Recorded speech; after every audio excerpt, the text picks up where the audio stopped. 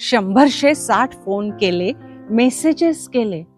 Phone करायचं तर सोडून द्या हो, एका मेसेजला उत्तर दिलेलं नाहीये माझ्या लेकीने.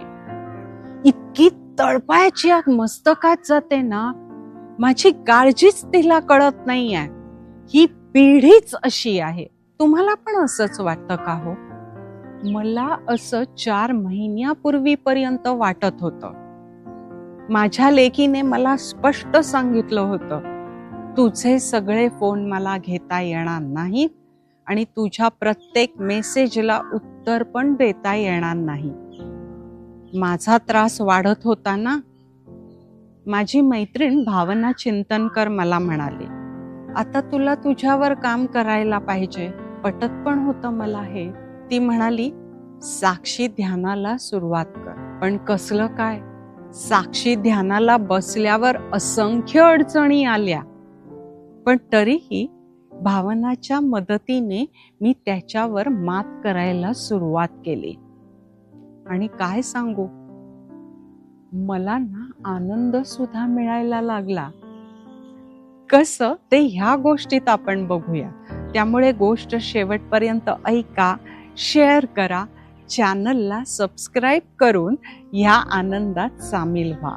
भावनांनी सांगितलं त्या पद्धतीने मी डोळे बंद केले आणि विचारांकडे बघत राहिले.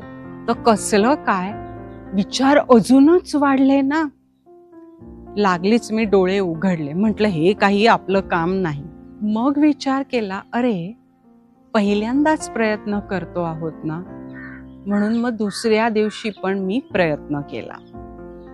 आता म्हटलं की माझ्या मनात ना विचार येताच कामा नाहीयेत. तर दुपटीनी काय तिपटीनी विचार यायला लागले. भावनाला सांगितल्यावर ती म्हणाली, अगं तुला असं वाटतंय की डोळे बंद केल्यावर विचार जास्त येत आहेत म्हणून. बाकीच्या वेळेलाही आपल्या मनात विचार येतच असतात, फक्त कामामध्ये ते आपल्याला कळत नाही आणि आपण विचारांविषयी सजग नसतो, अवेअर नसतो. डोळे बंद केल्यानंतर फक्त विचारांकडे बघतो आणि मध्ये मध्ये त्या विचारांवर विचार करतो, बोलतो आणि मग ते वाढतात. आता तू म्हणाली विचार येताच कामा नाहीयेत, असं होईल का? तू जर प्रतिकार केलास तर ते दुपटीने येणार. तसं होतंय तुझं. मग तिसऱ्या दिवशी मी नेटाने बसले. अगदी विचार येऊन दिले, ज्या भावना आहेत त्या बघायचा प्रयत्न केला. आता ना हात पाय गार पडले, थोडासा कंप सुद्धा सुटला, धडधडायला लागलं, तोंडाला कोरड पडली.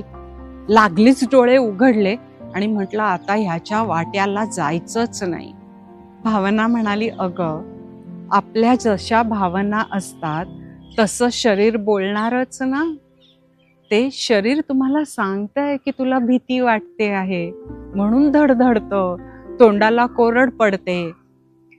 तर ह्या शरीरातल्या संवेदना आहेत ना, त्या सुद्धा लांबून बघायच्या आहेत.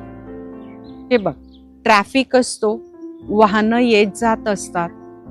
आपण ट्रॅफिकच्या मध्ये जाऊन उभे राहतो का? ट्रॅफिकच्या बाहेरनं आपण ट्रॅफिक बघत असतो, लांबनं बघत असतो. तसंच हा विचार आणि भावनांचा ट्रॅफिक आहे, तो लांबनं बघायचा आहे. जरी आपलाच असला तरीही तो लांबनं उभं राहून बघ. म्हणजे विचारांवर विचार करू नकोस, भावनांना ह्या नको, हे विचार नको असं म्हणायचं नाहीये.